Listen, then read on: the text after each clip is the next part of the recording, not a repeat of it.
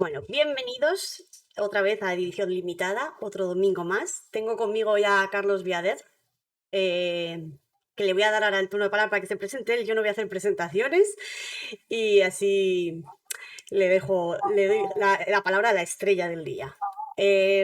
Cuando quieras, Carlos, preséntate. ¿Quién es Carlos Viader? Bueno, pues soy Carlos Viader, tengo 34 años, soy juez y nada, he aceptado gustosamente esta ¿verdad? De Lorena, que me parece que siempre es muy bueno apoyar este tipo de proyectos que se empiezan con muchísima ilusión. Así que nada, encantado de estar contigo esta tarde, Lorena. Muchas gracias.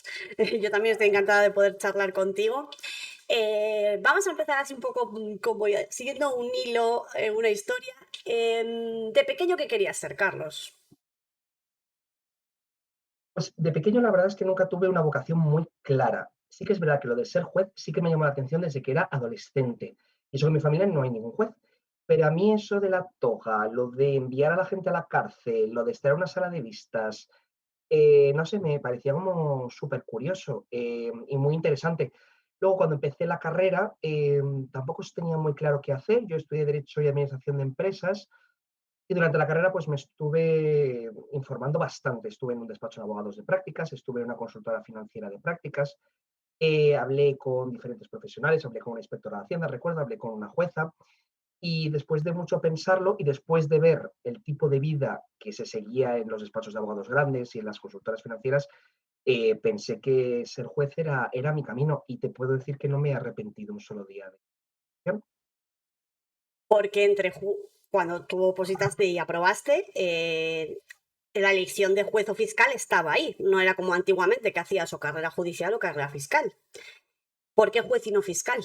Claro, aquí ahora es lo mismo, es exactamente lo mismo y una vez que tú apruebas tienes 48 horas para elegir si quieres juez o quieres ser fiscal. A mí la figura del fiscal no me atrae especialmente y es verdad que a lo mejor en la oposición no te haces exactamente a la idea de qué es lo que hacen en su día a día, no ocurre como con el juez, pero aunque también me parece un trabajo muy interesante y muy necesario, la figura del juez para mí es bueno, más interesante para mis gustos personales y la verdad que no tuve muchas dudas y lo elegí con bastante claridad. También es cierto que mi preparador era magistrado, no era fiscal, y eso también pues siempre influye. O sea, ¿crees que de verdad, o sea, mi preparadora en mi caso sí que también era magistrada y yo también iba por o sea, me inclinaba más por la figura de juez frente a fiscal? ¿Crees que influye elegir un tipo de preparador u otro?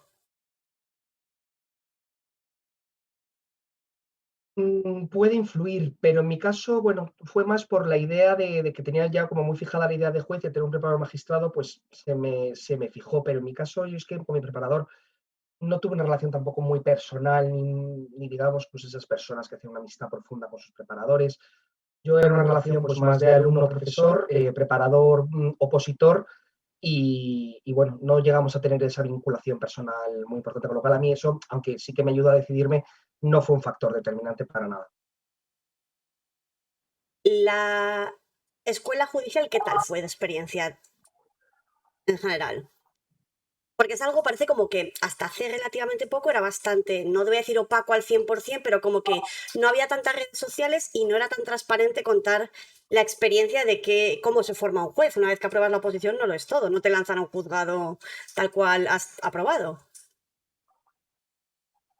Bueno, eso es bastante importante porque cuando tú acabas la oposición tienes una formación teórica muy sólida, tienes la carrera de Derecho y además pues, todos los años de estudio de la oposición, el tiempo medio son 5 años de preparación y tienes pues 326 temas aprendidos al dedillo en la cabeza. Pero sí que es verdad que lo que es el ejercicio diario de la profesión la aprendes ejerciéndola, como pasa con casi todas las profesiones. Pero la escuela judicial, que son 9 meses, pues te da ese primer contacto con la realidad de cuál va a ser tu trabajo. Empiezas a redactar sentencias, a redactar autos, a redactar providencias, a hacer tus primeros direcciones de vistas, van diferentes personas a darte conferencias, magistrados del Supremo, a darte conferencias sobre temas muy variopintos y bueno, pues vas tocando un poco todos los palos que vas a tener que tocar luego una vez que empieces a ejercer, porque la escuela judicial es, digamos, una fase teórico-práctica, pero luego eso te prepara para ir ya a lo que es la fase práctica, que son las prácticas tuteladas, en las que ya sí que estás con un magistrado que te supervisa y ya sí que, digamos, depende también del magistrado tutor que tengas, pero en mi caso los dos magistrados tutores que tuve, porque tienes uno en instrucción y otro en civil, básicamente, me dejaban muchísimo margen y yo, vamos, hacía muchísimo en el juzgado, lo cual les agradezco muchísimo porque gracias a eso, cuando llegué en primer destino, si bien siempre, por supuesto, tienes que aprender una barbaridad, no te encuentras totalmente perdido. O sea, yo creo que esta forma de formación que tenemos ahora, y valga la redundancia, es buena porque es muy larga, pero eso te permite que, aunque por supuesto siempre cabe margen de mejora y mucho, y de aprendizaje, no te encuentras totalmente perdido, de decir, Dios mío, es que no sé ni cómo se hace el encabezamiento de una sentencia. Entonces, bueno, eso te permite al menos al principio lidiar con las cosas, al menos decentemente, ¿no? No caer en un desastre absoluto. ¿Y cuál fue tu primer destino? Bueno, yo tuvimos la mala suerte, mi promoción, de que no había plazas suficientes para todos. Entonces, al no haber plazas suficientes para todos, bueno, para todos, para nadie de la promoción, porque fue los años de la crisis, yo creo que en 2012, y había una crisis galopante en España, con lo cual se seguían convocando bastantes plazas de jueces, pero no se creaban simultáneamente puestos de juez, juzgados físicos, con lo cual ocurrió que había ahí un tapón de jueces nuevos que no teníamos un sitio al que ir. Entonces, lo que se nos nombró fueron jueces de adscripción territorial de refuerzo, es decir, jueces en expectativa de destino porque no teníamos plaza en propiedad, que teníamos que prestar una ayuda, un refuerzo a lo que son los llamamos HAC, es decir, jueces que hacen un poco el papel de ir apagando fuegos, es decir, que hay una baja en el juzgado 3 de Aranjuez, te vas allí, que es que la magistrada titular del 1 mercantil tal está en servicios especiales, te vas allí, entonces te van un poco cambiando de destino a medida que iban siendo las necesidades. Yo estuve, mi primer destino en Coslada, lo cual estupendo porque yo soy madrileño y para venir a Madrid siempre es muy complicado. Ahí estuve 6 meses, estuve muy bien allí, la verdad que son juzgados que no son especialmente complejos, y luego estuve en Torrejón de Ardoz durante año y medio, que es el juzgado de primera instancia, es decir, civil puro y duro, que además coincidió con toda la época y todo el boom de las cláusulas abusivas. Todo aquello de que todo el mundo, pues la cláusula suelo, el vencimiento anticipado, con lo cual ahí me comí de aquello una barbaridad. Y después de casi 2 años en este tipo de destinos, ya nos obligaron a concursar a una plaza en propiedades, una plaza que ya sí que es tuya y que te quedas todo el tiempo que tú quieras. Es decir, que si te quieres jubilar ahí, pues te jubilas allí. Y ya fue cuando yo fui destinado a Melilla, a un penal. ¿Aprendiste mucho de estar en esa posición que hablábamos de un poco juez apagafuegos? O sea, ¿crees que si no hubieras tenido esa experiencia no habría sido tan con tanta soltura o con tanta, a lo mejor, seguridad cuando tuviste tu primer destino? Bueno, esos primeros destinos siempre son muy buenos porque eso es donde más aprendes siempre. Yo tuve la suerte de que en Coslada era un juego mixto, es decir, que llevas todo, instrucción, primera instancia, incapacidades, familia, llevas de todo y además era un juzgado que al no tener una carga de trabajo brutal te daba tiempo para mirarte los procedimientos. Entonces esa primera etapa estuvo muy bien. Las guardias, por ejemplo, que suelen ser muy estresantes, allí tampoco tenían muchísimos detenidos a diario, con lo cual te permitía hacer las cosas tranquilamente, mirarte las cosas bien y trabajar bien. La oficina judicial también era muy buena, con lo cual, la verdad que ese primer destino estuvo fenomenal. Es verdad que lo que dices tú, ese ser apagafuegos, no estuvo mal en principio porque te permite tocar diferentes palos. Luego me fui en primera instancia puro, con todo lo que te comentaba de las cláusulas bancarias. Luego me fui en familia puro, en Madrid Capital, que estuve un mes nada más, pero que era familia, familia, familia, familia. Entonces te permite pues una formación bastante completa, como se dice hoy en día, mucho, muy holística. Y eso, bueno, pues me permitió que cuando me fui al penal de Melilla, aunque era un tipo de jugador que nunca había estado antes, sí, bueno, pues lo asumí pues al principio con un poco de estrés porque pues no había hecho nunca ese tipo de trabajo, pero la verdad que me adapté bien en relativamente un tiempo razonable. El primer juicio que haces solo, ¿tuviste esa sensación de pánico escénico de decir, voy a meter la pata, voy a liarla, Dios mío, me están dejando solo y es que voy a meter un gambazo? Bueno, siempre son muchos. Yo recuerdo que mi primer juicio solo fue un juicio leve de unas amenazas con una grabación que tuvimos que escuchar y yo estaba bastante nervioso. Lo que pasa es lo que te comentaba antes, nuestra formación está muy bien en el sentido de que cuando tú haces tu primer juicio solo ya has hecho muchos antes, supervisado siempre, pero ya has hecho muchos. No es como el primer juicio que haces solo es el primer juicio que haces en tu vida, no. O sea, yo en las prácticas tuteladas estuve 4 meses en instrucción y 4 meses en primera instancia. Entonces yo ya había hecho un montón de juicios. Es verdad que siempre con la ayuda de tu tutor, que cuando pues, te pierdes o no tienes ni idea de qué resolver o tal, pues te echa una mano, pero sí que es verdad que a medida también que avanzaban los meses, te van dejando más a tu aire, o sea, te van dejando más margen para que tú actúes, hasta el punto de que yo, recuerdo especialmente en instancia que yo dictaba casi todas las sentencias, luego me las revisaba la tutora y me las corregía, pero las redactaba yo inicialmente, y al final, vamos, no te diré que lo hacía yo todo, pero hacía mucha parte del trabajo del juzgado supervisado y ayudado por mi tutor. Entonces, no te encuentras como, Dios mío, mi primer juicio, qué horror, espanto, jamás he hecho un juicio, qué horror, seguro que meto la gamba. Siempre se puede meter la gamba, evidentemente, pero no te encuentras tan sumamente desamparado que si nunca hubieses hecho alguno antes. El cambio de un juzgado de la capital al juzgado de Melilla fue, en cuanto a volumen, entiendo que pues nada que ver un familia en Madrid capital al volumen que tendrá Melilla en un juzgado, además penal, que ni siquiera es instrucción, es decir, que tienes como quizás menos carga que si estuvieras en instrucción directamente. Entonces, ¿cómo fue el cambio entre un juzgado de la península, vamos a decir, y el de Melilla?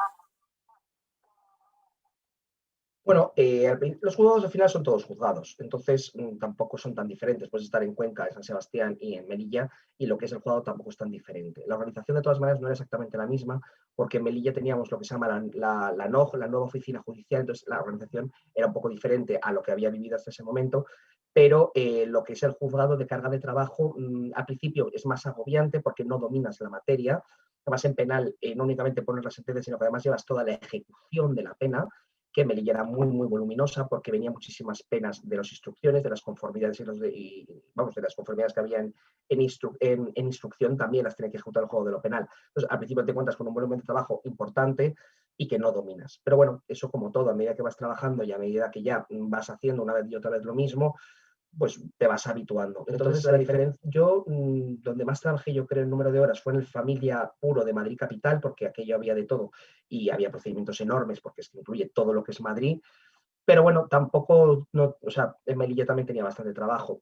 Un trabajo igualmente razonable, es decir, un trabajo que me permitía conciliar con mi vida personal, me permitía viajar cuando lo necesitaba, hacer cursos, es decir, una carga de trabajo que te hace trabajar, pero no estresante, horrible, de que se te caga el pelo del estrés. ¿Alguna anécdota surrealista que te haya pasado en sala que digas, es que no me lo creo, es que no me creo que me haya pasado esto? Pues mira, sí, en Coslada me ocurrió que tenía un juicio de familia. Los juicios de familia son muy desagradables algunos porque se sacan muchos trapos sucios, la gente habla mucho pues, de cosas muy desagradables que han pasado en el seno de la familia, de intimidades que realmente no son importantes para el juicio.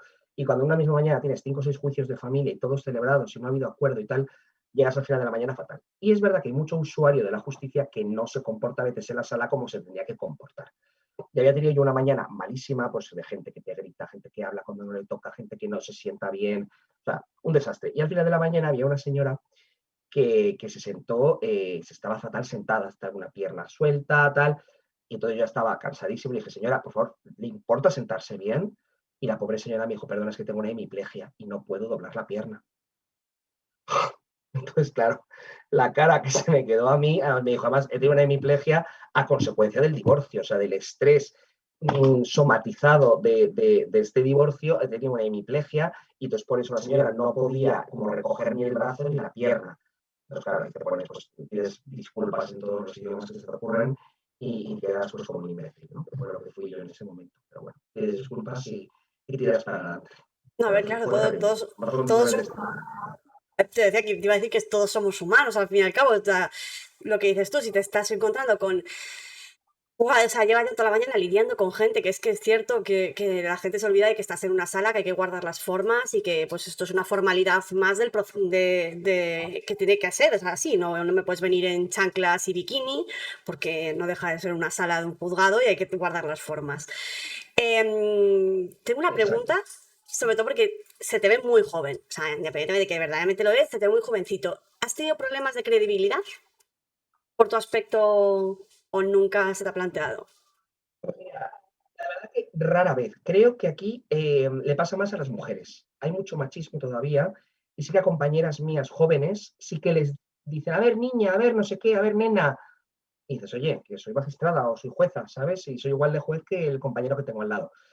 A mí en particular me pasó un par de veces. Sí que tuve un abogado que una vez me llamó chico o algo así, oye, chico, que no sé qué. Dije, oye, por ahí, dices que este podría ser mi nieto. Le digo, y es que es verdad que literalmente podría ser mi abuelo, pero tienes que hacerlo valer, porque aunque seas, es que además, es que yo tengo 34 años, ¿sabes? Es que además la gente se me olvida que aparento menos 4 años. Tú imagínate cuando yo aprobé con 25 años, que pesaba 10 kilos menos, no tenía barba, o sea, claro, al principio me veían como, o sea, cuando llegué a mi primer juzgado, o sea, se creyeron que era el de prácticas de la facultad, o sea, que eran como un niño de la facultad que venía a ver juicios.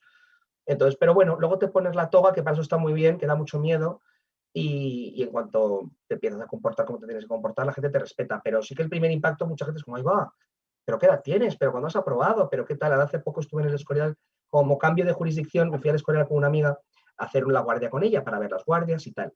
Y entonces se trae una abogada y me dice, que estás aquí viendo cómo se hace y tal. Pues acabarás de aprobar, ¿no? Le digo, no, no. Me dice, pues eres muy joven para haber aprobado hace poco. Y le digo, no, no, si yo aprobé hace 9 años.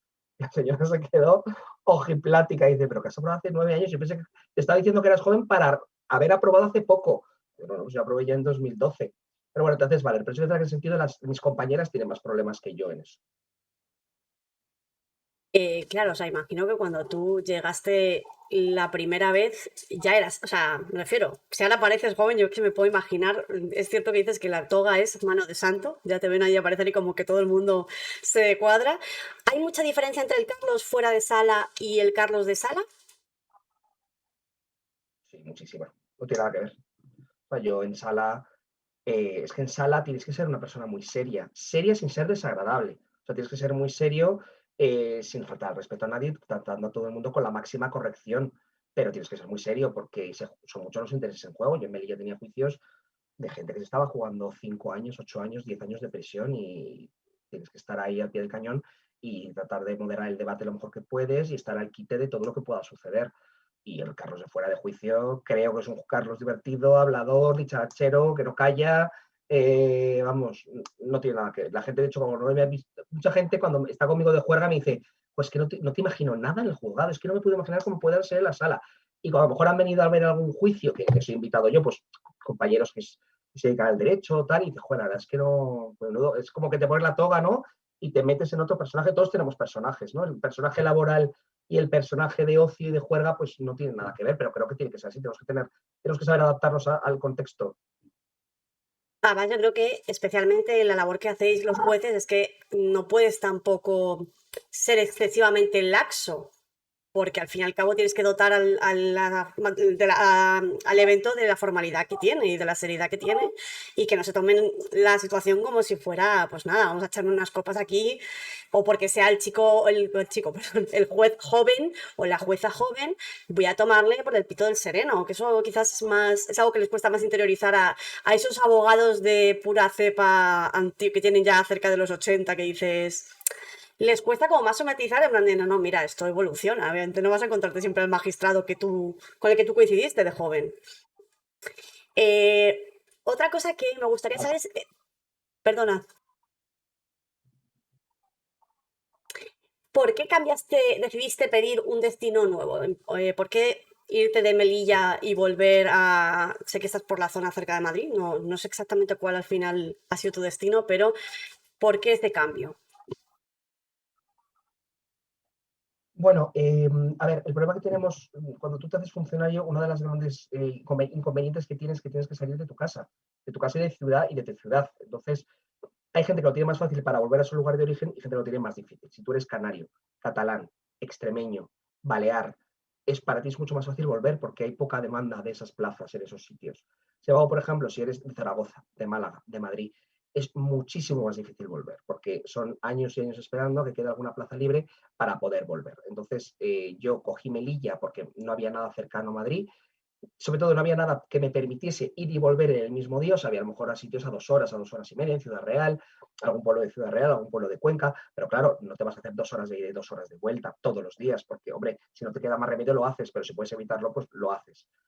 Y entonces decidí irme a Melilla porque Melilla era una plaza, un penal siempre es un juzgado pues igual más cómodo que una instrucción porque no tienes guardias, la guardia siempre pues te ata, ¿no? Tienes que hacer las guardias cada cierto tiempo y eso lo tienes que hacer sí o sí.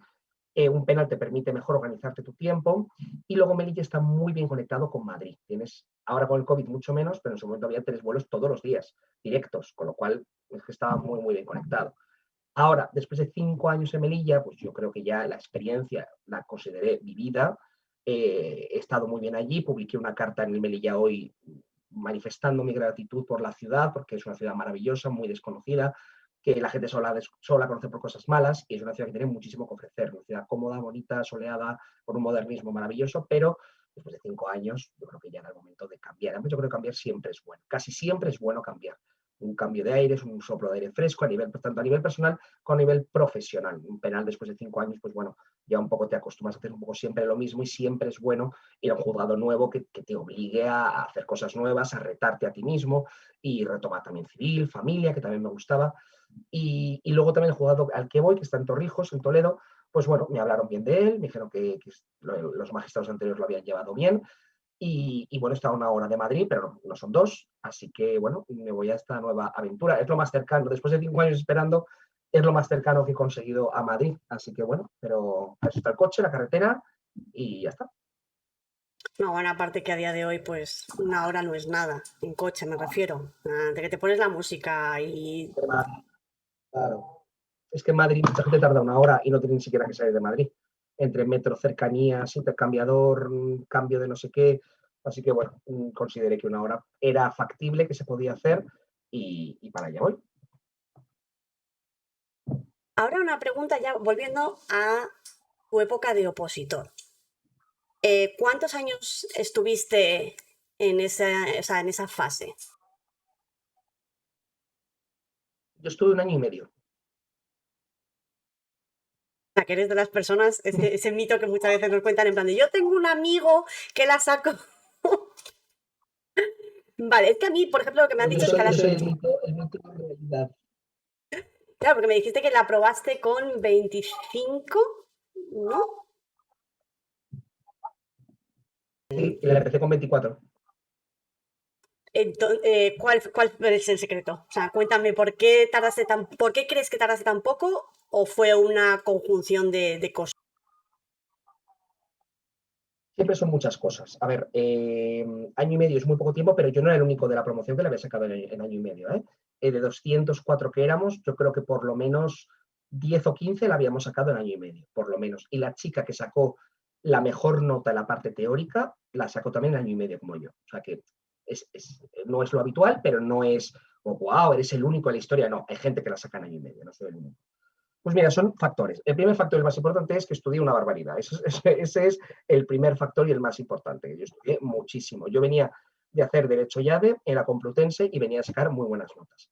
Mucha gente me preguntaba, ¿sacar buenas notas en la carrera es un requisito indispensable para opositar? Y siempre digo, no es un requisito indispensable para nada. Tú puedes venir de sacar tus notables, algún aprobado y luego sacar la oposición sin problema, pero sí que es verdad que si tú vienes de la carrera con un gran bagaje de estudio, te va a costar menos porque el ritmo de estudio de la oposición es un ritmo de estudio muy fuerte, muy constante, de muchísimas horas, y entonces, bueno, si así llevas haciendo eso unos años, sencillamente te va a costar menos habituarte. Yo la carrera, yo creo que tengo como más de 30 matrículas de honor. Entonces, claro, además yo era de los que si sacaba sobresaliente luego me presentaba para matrícula, o incluso me dejaba asignaturas en junio porque había sacado notable en febrero para sacar matrícula en septiembre.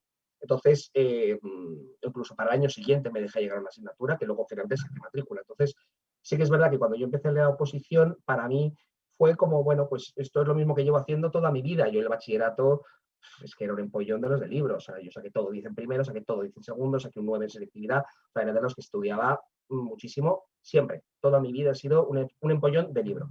Entonces, eso lo que ha hecho es que me ayudó mucho la oposición sencillamente a continuar lo que venía haciendo de siempre. Era como el sprint final de una vida de estudio. Entonces, eso es lo principal, lo más importante. Pero eso no es factible hacerlo si no tienes un contexto socioeconómico que te lo permita hacer.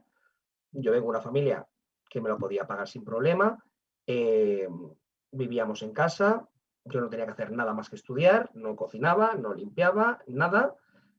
Y claro, pues eso te lo facilita mis padres, o sea, no, una familia estructurada, mis padres apoyo al 100%, todo lo que necesitase, todo lo que quisiese, no tenía que trabajar, entonces me podía dedicar única y exclusivamente al estudio. Y luego en mi casa, vamos, respetuoso a tope con el silencio, que eso es una cosa muy importante de los opositores, de cierra las puertas, baja la televisión, pues que tú has sido opositor y sabes lo que es eso, la necesidad de tranquilidad, de oye papá, por favor, llévame a tal sitio, oye, voy a esta comida familiar, pero en cuanto acabemos volvemos, o en cuanto acabemos yo me tengo que meter en un cuarto a estudiar, pues bueno, eso fundamental. Mucha gente que no tiene ese contexto, no tiene apoyo familiar, no tiene apoyo económico y eso pues te lo impide. Y luego el último, el factor suerte. Yo en mi caso no fue tanto de cara al estudio, porque yo llevaba todos los temas, o sea, yo no hice quiniela para nada, yo llevaba todos los temas, tanto en el primer ejercicio como en el segundo, pero ¿cuál fue en mi caso, digamos, el factor suerte? Hubo dos. Uno, que había muchas plazas, 400 plazas en concreto, al año siguiente hubo 100. Por ejemplo, al año siguiente hubo 50. Claro, no es lo mismo examinarte cuando hay 400 plazas que cuando hay 50. El nivel de exigencia es diferente. Entonces yo cogí el último tren bueno de las 400 plazas que ni siquiera se cubrieron 325, no se cubrieron todas. Pero claro, aún así, pues no es lo mismo. La nota del test, por ejemplo, pues fue un 49. Hoy en día está muchas veces sale en 69, en 70, en 73. En mi época era 49. Entonces, bueno, el test yo lo aprobé a los 6 meses. Es verdad que saqué un 64, pero con las notas que hay ahora no lo hubiese aprobado. Y luego el otro factor bueno que me tocó fue la letra por la que empezaban a examinarse. Tú sabrás que cuando, para ver quién empieza con los orales, sacan por sorteo una letra del apellido y así van empezando. En mi año fue la R y eso me facilitó a mí mucho porque yo fui de los primeros en examinarme. ¿Por qué es bueno? Porque tuve mucho tiempo entre el primer oral y el segundo oral. Entonces me pude meter los 140 temas que no había tocado entre los dos exámenes orales, que tuve 6 meses. Si hubiese sido de los últimos en examinarme, habría tenido 3 meses en vez de 6. Entonces, dudo que hubiese tenido tiempo para prepararme los 140 temas del segundo oral en 3 meses. Tendría que haber estado combinando el estudio del primer oral con el segundo oral, que es una pasada hacer eso, es horrible. Con lo cual, partiendo de la base de todo lo que te he contado, también la suerte, hombre, desde luego para mí siempre es el factor menos importante, pero también tiene un papel. Hombre, yo creo que hay gente que se olvida al fin y al cabo que nosotros cuando vamos a hacer el oral tenemos unas bolsitas de las que sacamos un tema de los cientos que llevamos en la cabeza. Entonces, ahí hay un tema de azar, independientemente de que te haya dado tiempo y no hayas hecho quiniela, es un tema de azar. Se te puede cruzar o te puede tocar temas complejos, como puede ser el del delito de terrorismo, que es como que entre en tiempo, pues sudas. Te puede tocar un tema muy fácil, te puede jugar una pasada a los nervios, porque no deja de ser un examen oral. Otro de los factores que yo creo que lo que has comentado benefició es que tu nota de corte era una nota de corte normal, no la última vez que yo me presenté. Dejé el junio pasado la oposición y la última nota de corte que hayamos tenido era 73. Es una salvajada. O sea, sobre todo porque lo que daba pie, y esto no es una crítica hacia compañeros opositores, pero es algo que obviamente todos palpamos, es que hay gente que con herramientas que hay a día de hoy se entrenan como si fuera esto deporte de alto rendimiento. ¿Qué pasa? Que al tipo test saben pasarlo muy bien y cuando llegan a los orales pinchan porque se han como concentrado energía en esta fase tipo test. Obviamente, y eso eleva muchísimo la nota de corte. Pero bueno, yo creo que es todo lo que dices tú, un conjunto de, pues, de factores. Pero pese a que obviamente tú tuviste un entorno muy favorable, es viable sacársela en un entorno no 100% favorable, que es que ese mito de que todos los que hemos sido opositores a juez o los que han sido jueces venimos de familias que viven en la finca, todos, y son todos aquí, somos todos de familia multimillonaria, que poco más que se estudia el mayordomo el temario por nosotros, y nosotros vamos al examen solo a poner la cara. Entonces, es cierto que obviamente pues hay gente que tiene un entorno y se alinean los astros, aparte, independientemente de tu constancia, por supuesto, que eso es fundamental, pero no todos venimos de familia millonaria. O de familia de jueces, que eso también es No, un no, gran mito. yo creo que la familia millonaria es que yo creo que viene una familia millonaria no se mete a juez, es que eso lo tengo clarísimo. Lo que sí que es cierto es que sí que hay una gran mayoría de gente que viene de familias de clase media, media o media alta, es decir, pues los dos padres tienen trabajo, no te diré súper buenos trabajos, pero bueno, que te puede permitir que no tengas que trabajar. Es decir, 5 años sin ingresar nada y además pagándote todos tus padres. Entonces, sí que es verdad que frente a lo que dicen algunos políticos de que somos todos millonarios y que vivimos todos en palacetes, cosa que eso sí que no es verdad, sí que es cierto que tal y como está el modelo concebido a día de hoy, sí que es verdad que hay capas sociales que no tienen acceso a la judicatura. Y eso es así y eso hay que reconocerlo. Porque además es una posición que es muy difícil sacarla trabajando. Hay gente que lo hace, pero es mucho más difícil. Esta posición es para que la hagas a 100% a tiempo completo y si no tardas muchísimo más. Por eso yo siempre digo que lo que hay que hacer es idear un sistema de becas. O yo digo, o bien un sistema de becas o simultáneamente a lo mejor restar contenido teórico al cante, porque hay temas que yo creo que son innecesarios, que te los estudies a ese nivel de detalle, y a lo mejor puedes incorporar algún caso práctico y que acorte el tiempo de preparación. Por 5 años me parece una pasada el tiempo medio. Es que si 5 años es la media, es que hay gente que está 7. Yo en Barcelona, yo compartía piso con 2 compañeros, porque en Barcelona te pagan poco y tienes que compartir piso sí o sí. En la escuela judicial, uno había estado 5 y otro 7. Digo, 7 años, es que es una pasada. ¿Cuánta gente se puede permitir que tu hijo no ingrese nada y le tengas que estar pagando el preparador y los libros y las actualizaciones durante 7 años? Es que es una pasada. Y luego a mucha gente, incluso en la escuela judicial, sus padres le seguían apoyando económicamente porque ganábamos 1.200 euros en una ciudad como Barcelona, que bueno, que oye, yo vivía con eso, a mí nadie me ayudaba, pero había gente que sus padres todos los meses les daban una cierta cantidad pues para que no fuesen tan ajustados. Gente que vive con mucho menos que eso, vamos, lo veo yo, lo juego todos los días. Pero bueno, vamos, que mucha gente le seguían apoyando económicamente durante la escuela. Entonces, caer en el tópico de no, es que los jueces venimos todos de clase trabajadora. Bueno, es que muchos jueces son cajeros por la mañana del Mercadona y por la tarde opositan. A ver, eso hay, pero es el caso súper excepcional. Yo, desde luego, de mis amigos de la escuela, que yo en la escuela conocí a mucha gente, muy poca gente la sacó trabajando. El que la sacó trabajando fue el número 1 de la promoción. El que finalmente sacó el número 1, no la chica que te he comentado antes que sacó la parte teórica número 1, sino finalmente con todas las dudas sacó el número 1, ese chico sí que la sacó trabajando. Tenía un montón de mérito, pero tendría 38, 39 años. Claro, yo tenía 25. No es lo mismo. Es que al fin y al cabo es una jornada laboral lo que estás estudiando. O sea, es que estás 8 o más horas. Ah, claro, así es. Eh, mm, Voy a preguntarte, vamos a pasar ya después de aquí hablar y llorar, como quien dice, por esa época dura de la oposición, vamos a ir al plano cultural. Vale, dime un hobby que dices, esto a mí me hace destensarme y es como respirar, lo necesito. Pues mira, voy a caer en el tópico más absoluto. Yo no soy de grandes hobbies extraños o muy especiales. A mí me salva la vida salir con amigos, beberme 2 vinos y reírme de la vida, reírme de mí mismo, reírme de mis amigos, quedar a comer un día en la Latina, quedar a las 2 de la tarde al sol y acabar en mi casa a las 2 de la mañana. O sea, de risas, de que vienen unos, luego vienen otros, luego nos juntamos con otros, con otro grupo que ha quedado por allá. O sea, eso a mí es lo que me da la vida. Yo no te voy a decir, bueno, es que a mí me encanta tocar el arpa y es que, bueno, el arpa para mí es la vida y me encanta leer debajo de un abeto del retiro y me meto en mis libros filosóficos. No, que también hay tiempo para todo. Pero para mí lo que me da la vida y si lo que no puedo pasar, y con este tema de la pandemia, pues como todos lo estamos pasando muy mal, es, pues bueno, sociabilizar, salir y pasárselo bien.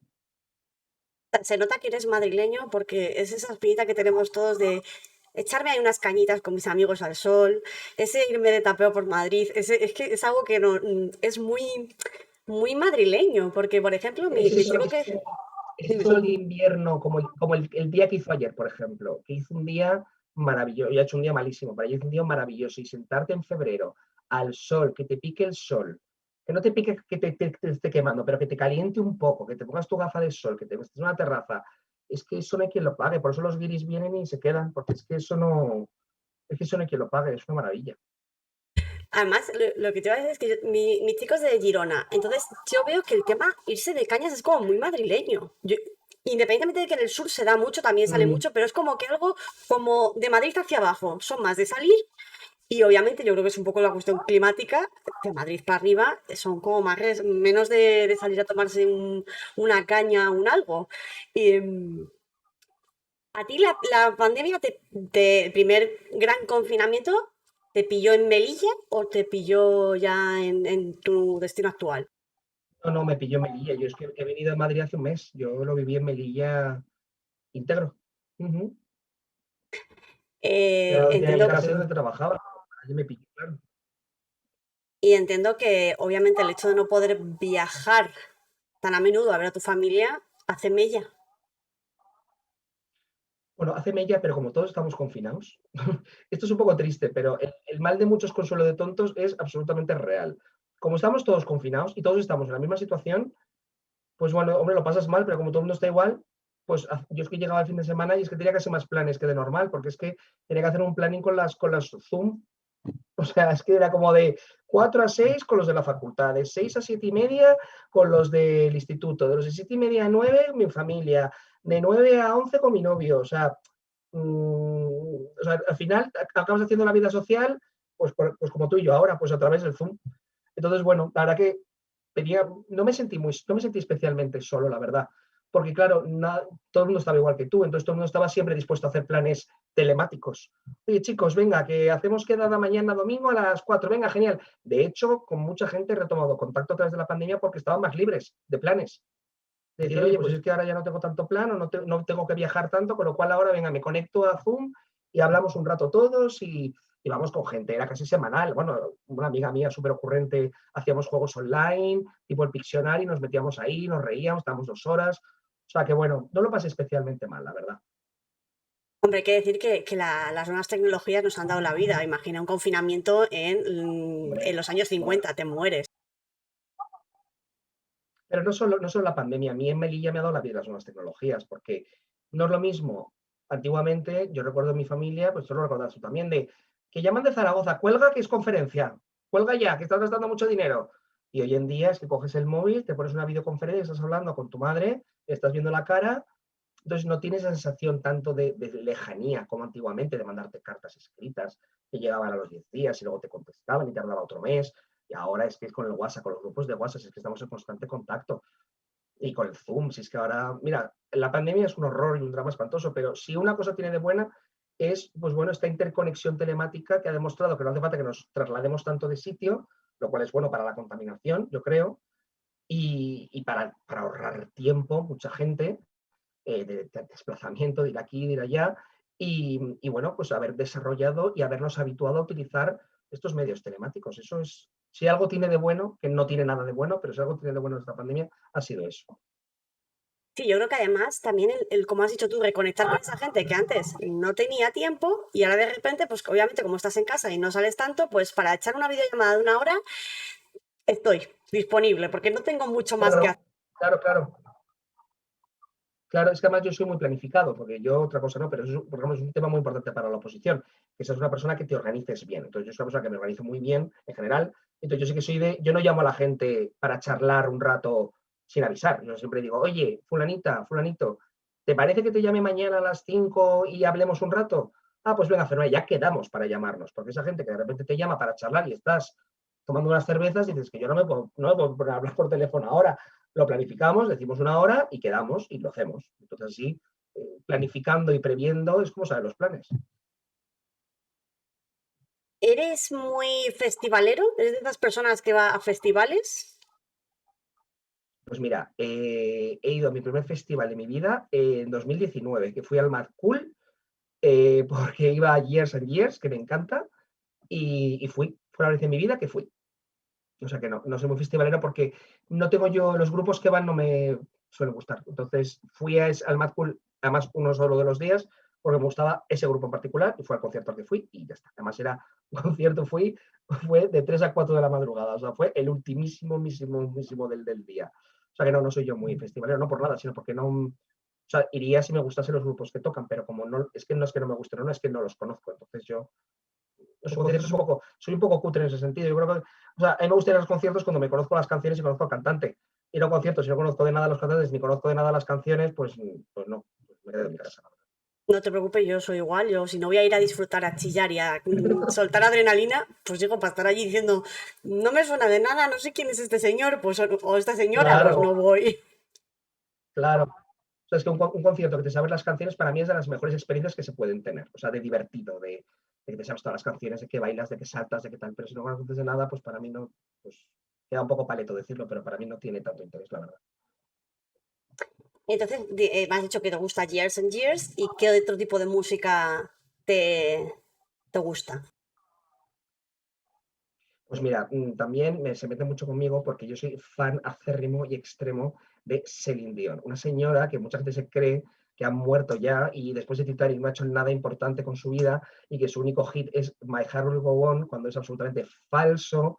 Me voy a pegar con todo el mundo que lo diga y soy fan absoluto y total de ella y la sigo desde los 12 años y he ido a 6 conciertos suyos, fuera de España siempre, porque nunca he venido a España y soy súper, súper, súper fan de ella. O sea, la sigo con fervor. Y se mete mucho conmigo por eso, pero bueno. En cuanto la conocen mejor, les encanta. A ver, tiene muy buenos temas. El problema es que, claro, tiene esa cosa, yo creo que en parte es positiva porque le dio un boom, que es My Heart Will Go On, pero tiene esa losa de señora que canta ahí de vez en cuando, no sabemos exactamente qué hace, cuando verdaderamente tiene una carrera muy prolífera. O sea, es decir, tiene un montón de discos y muchas más canciones que no sabemos que son de Prolífica. ella. Y tiene una doble carrera, que es una en inglés y otra en francés, porque ella es francófona, ella es canadiense de la parte francesa, con lo cual ella tiene un montón de discos en inglés, pero es que tiene muchos más en francés. Y en Francia es una estrella, pues como aquí es Julio Iglesias, o Enrique Iglesias, o Alejandro Sanz. O sea, allí es, vamos, o sea, el disco más vendido de la francofonía en la historia es de Celine, y el tercero también. O sea, es súper, súper, súper. Vamos a, yo empecé a estudiar francés por ella. Fue mi Me motivo para entender sus canciones, porque además su carrera francesa a mí me gusta más. Tiene unas canciones, unos temazos maravillosos, mucho menos super balada de grito y ventilador y diborra extrema y mucho más intimistas, con menos efectos vocales, unas letras mucho más profundas que cuentan muchas más historias, menos efectista y más intimista. Así que, vamos, es una mujer por descubrir, a mí me parece maravillosa. ¿Alguna otra gran diva que digas me encanta? Bueno, una época me dio muy fuerte por Lana del Rey. Lo que pasa es que es un poco deprimente, entonces no puedes escucharla muy seguido porque puedes acabar tirándote por una ventana. Pero me gustó, una época me dio muy fuerte por ella y la he seguido bastante. Y los discos, bueno, ahora con Spotify pues ya no tienes discos físicos, pero vamos, que los he escuchado todos y la sigo mucho. Sí, me gusta. Entiendo que como obviamente con el fin de ver a Celine, porque ese lacra que, bueno, no lo voy a decir lacra, vale, queda muy feo. Ese problema que tenemos en España es que no todos los artistas internacionales que nos gustaría vienen, y pese a que somos un país con una gran diversidad musical, o sea que me refiero que creo que hay un amplio espectro de gustos y escuchamos de todo, y solo hay que ver las listas, aunque estén un poco ahora mismo acaparadas por el reggaetón. Es cierto que pues aquí te sorprendería la cantidad de gente que hablas y dices, ah, pues no, conoces a mucha gente que le guste este tipo de música y no vienen artistas. Has viajado con Ujú. motivo de, entre otras cosas, seguro que por placer, para ver a Selin. ¿Cuál es la ciudad que más te ha gustado de todas las que has estado en el mundo? Más que ciudad, me impactó mucho el viaje a Islandia. Estuve en el año que aprobé la oposición, me fui con un amigo e hicimos lo que se llama el Ring Road, como la carretera anillo, que es una carretera que da toda la vuelta a la isla. Y es un país impresionante, o sea, a nivel naturaleza es increíble. O sea, es súper virgen, es un país con muy poca, una densidad de población bajísima. Está Reykjavik, que como ciudad no vale mucho, pero a nivel naturaleza, o sea, es un país, o sea, que es que tienes de todo, paisajes lunares, cascadas, géiseres, el vapor que sale del suelo, ríos. Es impresionante y está muy poco tocado, tiene muy poca gente. Tú puedes estar conduciendo por allí durante 2 horas y no cruzarte con un solo coche. Entonces, a mí ese tipo de parajes así un poco aislados y diferentes me gustan mucho. Me gustan mucho ir a un sitio como que ha ido muy poca gente, que puedes desconectar totalmente. Y esos viajes en los que la parte del coche es un viaje en sí mismo. O sea, en la parte del coche no es un medio pero de un sitio a otro sitio, sino que es el viaje en sí mismo. O sea, las vistas que ves desde el coche en los traslados es el viaje. O sea, es impresionante los paisajes que tiene Islandia. A mí creo que es el viaje que más me ha impactado a nivel personal. También fue el año que aprobé la oposición, con lo cual fue como el viaje de pues eso, de liberación, ¿no? También le tengo que pedir dinero a mi hermana porque no tenía un duro, pero fue súper, me encantó, vamos. A nivel ciudad, pues bueno, te diría que cayendo un poco en el tópico, me impactó muchísimo Nueva York, evidentemente como todo el mundo, y a nivel histórico, me gustó muchísimo Berlín, porque es historia del siglo XX a cada paso, o sea, es impresionante. Además, a mí que me interesa mucho el tema de la Segunda Guerra Mundial, del Holocausto judío, y todo ese tema me parece súper, súper interesante. Igual que me gustó mucho Cracovia en Polonia, está al lado de Auschwitz, que también lo visité, eso me impactó muchísimo. Pero vamos, todas las ciudades tienen su aquel. Y luego países que te sorprenden mucho porque no crees que te vaya, la gente no te ha hablado mucho de ellos y luego pues son muy bonitos. Me pasó con Bulgaria, me ha pasado con Rumanía, países que no a priori la gente cree que no te van, pues no te hablan bien de ellos, o no tienen fama, no tienen reputación. Y luego vas ahí y dices, joder, pues estos países también tienen muchísimo que ofrecer y no hay tanto turista y no está tan masificado y no tienes una tienda de souvenirs en cada esquina. Por supuesto, pues París, Londres, pues es maravilloso, por supuesto, Viena, todo eso es fantástico. Pero me gustan más sitios un poco menos, digamos, menos populares para el turista. Mira, el Es año lo pasado estuve en Albania, en Tirana, en la capital de Albania, que es un sitio al que yo siempre había querido ir porque me parecía como muy exótico aquello. Además había sido una dictadura hasta hace muy poco, un país súper hermético, y entonces me interesaba mucho ir y hice un free tour de esos que hacen y vamos, me encantó, me encantó. O sea, la ciudad no, bueno, pues claro, la comparas con cualquier otra capital europea y no tiene nada, pero a nivel cultural, por diferente, por desconocida, me pareció súper interesante, me encantó. Es cierto que Europa del Este está como un poco ahí apartada en donde no hay nada. Solo nos vale para Eurovisión, cuando van a votar, Exacto. conocemos los nombres porque salen ahí en Eurovisión. Y son ciudades que tienen, obviamente, influencia europea, es decir, tienen su cultura propia y además han sido muchos de ellos claves para la historia reciente de Europa. Y parece que no, que es como están ahí un poco en plan satélites de la URSS, algunos de ellos incluso, pues como que los tenemos ahí apartados. Curioso que fueras Albania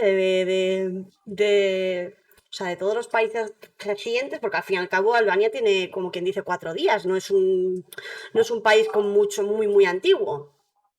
Y Ujú. la verdad que lo que dices tú, ¿has sentido inseguridad en alguno de tus viajes? ¿De sentirte íntegramente inseguro? No.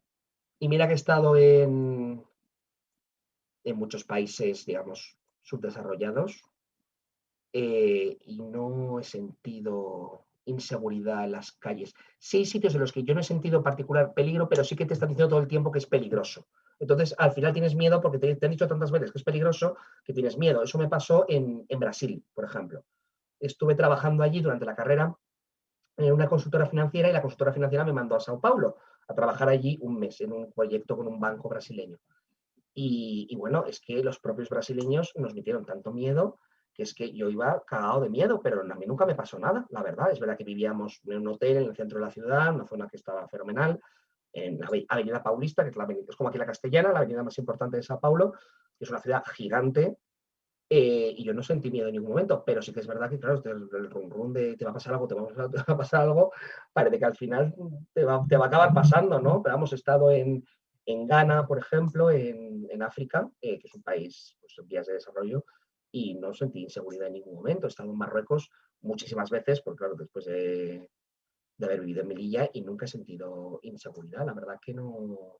He estado en China, en Corea del Sur, en Estados Unidos y no, nunca me ha pasado nada. Toco madera, igual mañana me cogen y me rajan y me matan, pero de momento no me ha pasado nada. Hombre, no. Eh, ¿Fuiste de Erasmus? ¿Viviste la experiencia Erasmus? Sí, sí, estuve en Francia, en Lille, en el norte, muy cerca de Bélgica. ¿Qué tal la experiencia? Porque claro, no es lo mismo irte, voy a visitar 2 semanas una ciudad, voy a verla qué bonita es, a vivir, porque al fin y al cabo es una inmersión lo que haces, porque eres un estudiante más, entre comillas, pero claro, tienes que vivir tu vida de estudiante y vivir la ciudad. Sí, pues mira, mi experiencia fue buena, pero no fue tan buena como a lo mejor otra gente cuenta. ¿Por qué? Como gay, que soy yo, no es lo mismo. En ese momento no había aplicaciones, no había Grindr, no había... Entonces, bueno, la experiencia, además yo estaba armarizado, no lo había contado a nadie, allí no lo dije, me arrepiento de no haberlo hecho, porque estás siempre como ocultando algo, siempre como que no acabas, no puedes ligar con nadie, ¿no? ¿Sabes? No acabas como de ser sincero tampoco con nadie, no ligas como querrías, ¿sabes? No es pues como ahí el Erasmus, todo el mundo sabe cómo lo llaman el Erasmus, ¿no? El orgasmus. Y vaya todo el mundo a chiscar todo lo que puede y más, que es lo que creo que bueno, que sí hay que hacer, ¿no? Pero yo no pude, no pude y no tuve la oportunidad de hacerlo. Y luego, pues bueno, el Erasmus lo que tiene es que conoces a mucha gente constantemente y extranjera. Entonces, hacer amigos al final es un poco tarea difícil porque conoces a tanta gente todas las noches que llega un momento que ya no sabes con quién has hablado, con quién no. Entonces, es una sucesión un poco de relaciones superfluas y frívolas y superficiales que es difícil a veces y vas con gente que no es de tu nacionalidad, con lo cual no siempre hay un gap cultural, hay un salto cultural que siempre te hace que te cueste más hacer amistades.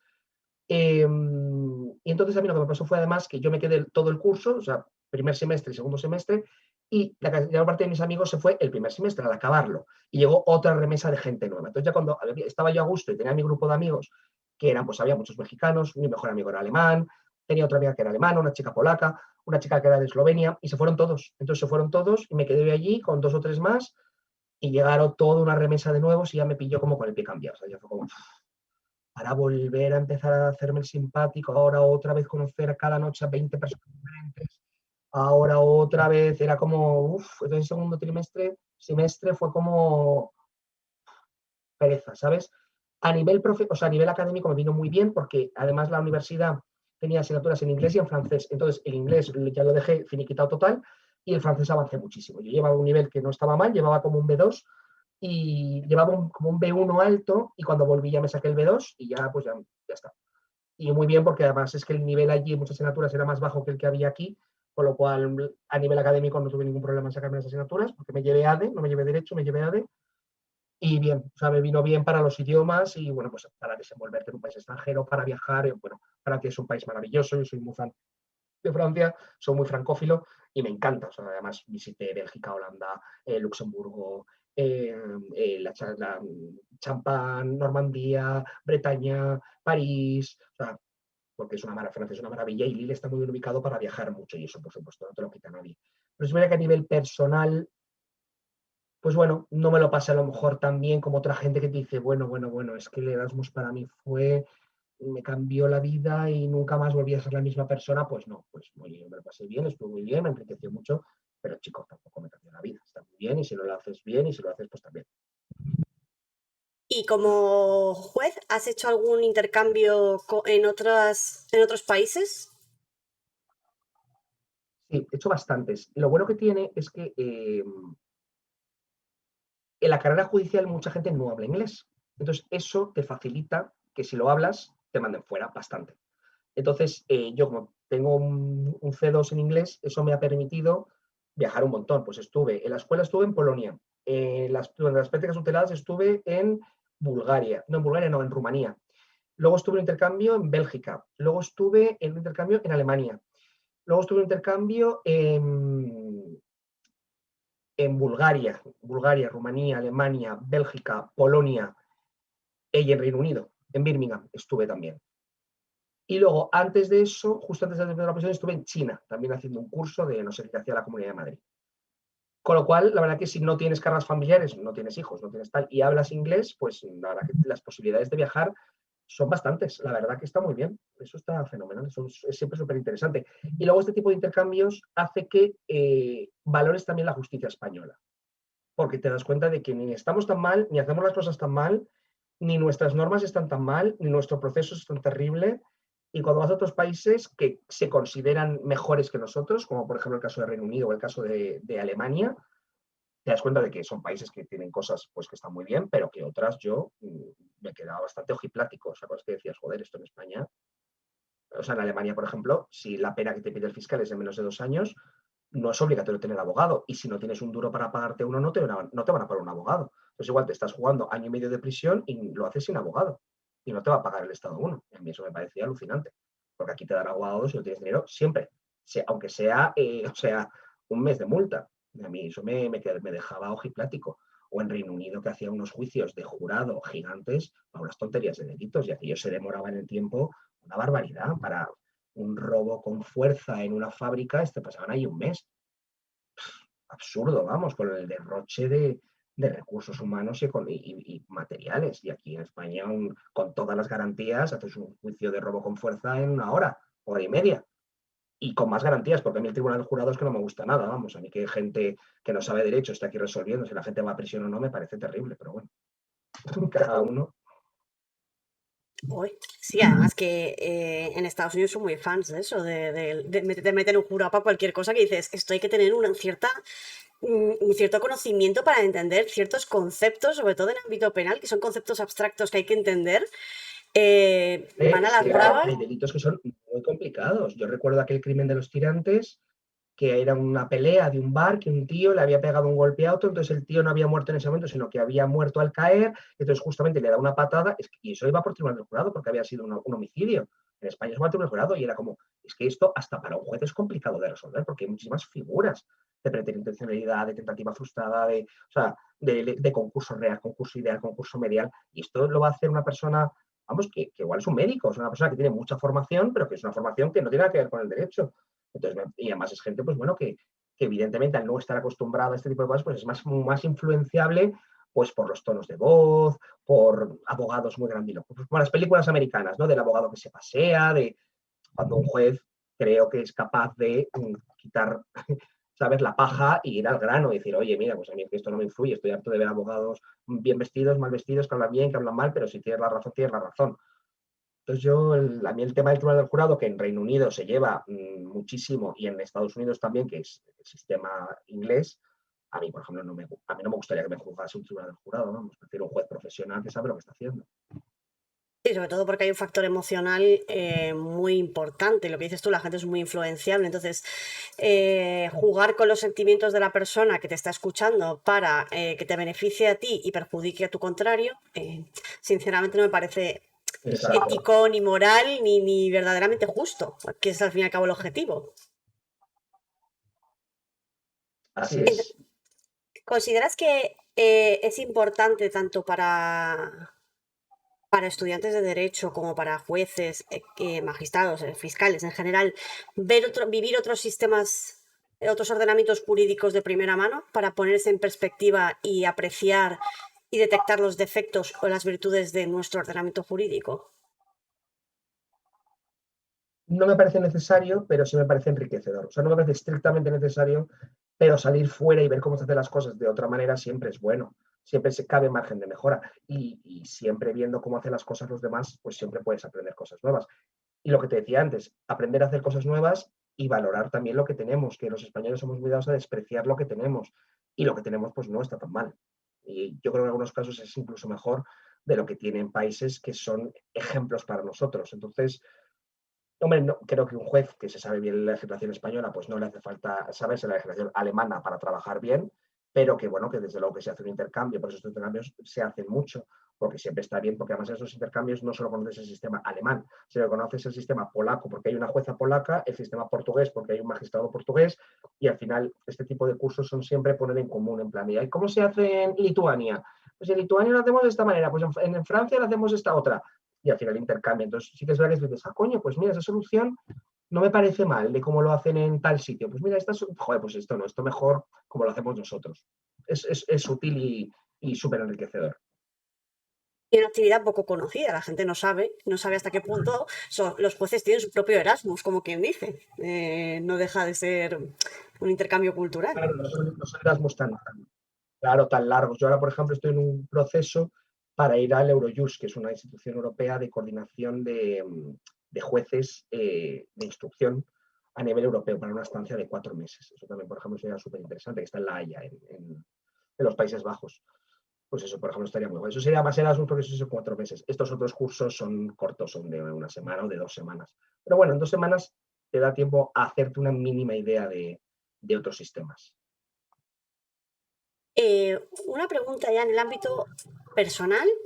Por supuesto, siempre me puedes decir que no, pero ¿crees que tu orientación sexual ha condicionado o te ha afectado en algún momento profesional? Siendo juez, no mucho, la verdad.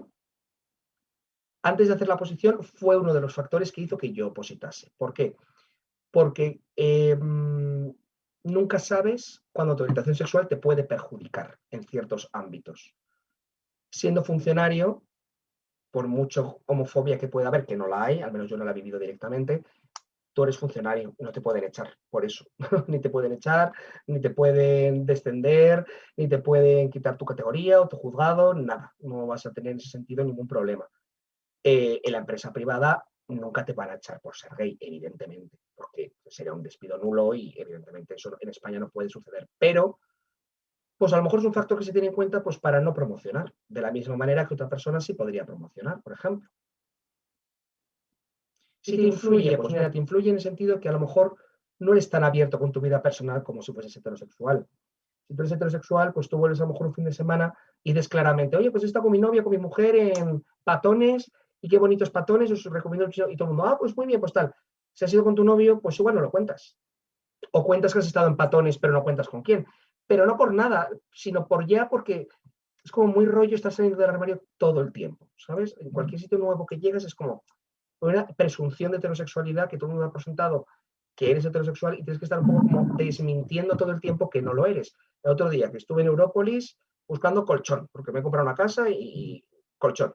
Y las dependientas, que evidentemente no lo hacen con mala intención, pero, ¿y tu mujer cómo duerme? ¿Y tu mujer es muy grande o es más bajita que tú? O sea, por bueno, para ver un poco el colchón, ¿sabes? De más grande, más pequeño, de esos que se mueve mucho, tu mujer se mueve mucho, se mueve poco. Claro, ¿qué vas a decir? Yo mujer no tengo, ni voy a tener nunca. Tengo novio, tengo marido. Pues no, porque ¿para qué? Que podría hacerlo, no me van a echar de la tienda, evidentemente. Pero es como, ay, ahora tenerle que concretar a la dependiente de la tienda de colchones, ¿sabes? Es un poco cansado. Sí que es que es una cosa, es un tema que te influye todo el tiempo, al final, o sea, constantemente. Y cuando ves esas manifestaciones, no homófobas abiertamente, pero siempre como ese tufillo homófobo que hacen algunos políticos o algunas, pues como el machismo, ¿no? Tú que eres mujer, pues no ese machismo a lo mejor súper evidente, pero siempre ese tufillo machista de ciertos comentarios, de ciertos dejes que tiene alguna gente que es como Mira, a mí me pasa mucho, o sea, yo cansado, entiendo esa, ¿no? esa cosa con la que dices, es que qué pereza ahora decirle. Le digo, no, no, mi marido, o no, mi chico. Se te va a quedar con la cara y es como, uff, qué pereza. A mí me pasa en el espectro. Claro, o sea, igual, No, te iba a decir que, por ejemplo, yo que sí, estoy en sí, un mundo puramente masculino, todos sabemos que el mundo marítimo, pues, o sea, o sea, solo hay que ver que somos de 18 cuatro chicas, solo estudiantes, cinco, miento, somos cinco chicas solo. De profesoras, creo que hemos tenido dos profesoras en lo que llevamos de curso desde octubre. Marinos o marineros, como los quieras llamar, mujeres entre cero y nada. Es decir, es un mundo puramente masculino. Que no siento esa sensación de decir, uy, Dios mío, no voy a acceder al mundo laboral en el derecho marítimo, en el negocio marítimo por ser mujer, pero es como que dices, Dios mío, voy a tener que estar lidiando todo el día con ese espectro puramente masculino ante mí. Pues como yo creo que te pasa a ti, en plan de, a veces está un poco de pereza, en plan de, Dios mío, en mi vida, tengo que empezar ahora otra vez el proceso de, pues, en el caso del colchón, no, mira, es que yo, pues, marido. Uf, pues qué pereza explicarlo, no pasa déjalo. nada, o sea, yo nunca me he encontrado con una mala cara, pero sí me han dicho por detrás, pues que sepas que a tal magistrado que ocupa el puesto tal, que es importante, te tira un poquito de tal porque eres de la otra acera. Eso sí me lo han dicho. En plan, que no te pueda, eso es lo bueno de ser funcionario, que realmente no te puede hacer nada, porque no te puede hacer nada. ¿Qué te va a hacer? Es que no te puede hacer nada. Pero ya que te digan, pues es que tal persona ha dicho de ti que tal, porque como eres de la otra acera y tal, es como, ay, de verdad. O sea, es un tema que siempre está ahí. O sea, es un tema está como aquí en la frente, ¿no? Siempre es el tema de la homosexualidad, de que no tal, entonces cansado, ¿sabes? Que el día que lleguemos a que ser gay sea como ser un zurdo o ser moreno en vez de rubio, entonces será el día que realmente se pueda realmente vivir con normalidad, pero ese día pues no ha llegado y queda mucho para que llegue.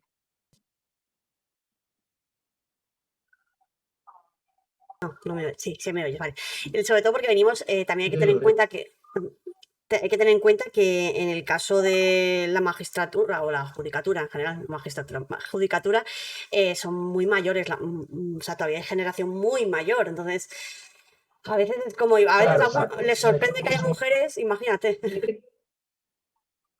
claro, o sea, no lo hacen, yo sé que no lo hacen con mala intención, pues como mis padres son pues eso de 65, 70 años, y bueno, pues lo mío les ha costado lo suyo aceptarlo con normalidad. O sea, en ningún momento me han echado de casa ni nada por el estilo, lo llevaron bien. Pero lo que es normalizarlo, de decir, esto es lo que hay y esta es la circunstancia, les ha costado tiempo, les ha costado tiempo. Y eso que me conocen de siempre y son mis padres y gente que me quiera más en el mundo. Pero claro, que eso suceda con gente que, pues, que no te conoce absolutamente de nada y magistrados que no han visto un gay en su vida, pues claro, de repente que vean que el juez del juzgado X pues lo es, pues mira, pues impacta, yo creo que impacta un poco, impacta y no necesariamente para bien. Pero bueno, ahí tenemos un ministro del Interior que es magistrado y es homosexual y todo el mundo lo sabe y ahí está. Pero incluso en su caso, también hay comentarios que le tratan de desacreditar por ese hecho, como estos días de ¿dónde estaba Marlaska con los disturbios de Barcelona? Seguro que estaba en Chueca cenando. Tío, ¿por qué dices lo de Chueca? No puedes, no, oye, di que estaba cenando en vez de trabajando, ¿vale? Pues es una crítica porque no estaba donde tenía que estar. Pero lo de estar cenando en Chueca es como decir, como el mariquita, pues claro, ahí está con sus amiguitos en Chueca. En Chueca, ¿sabes? Y es como de verdad, así estamos en 2021. Pues así estamos en 2021.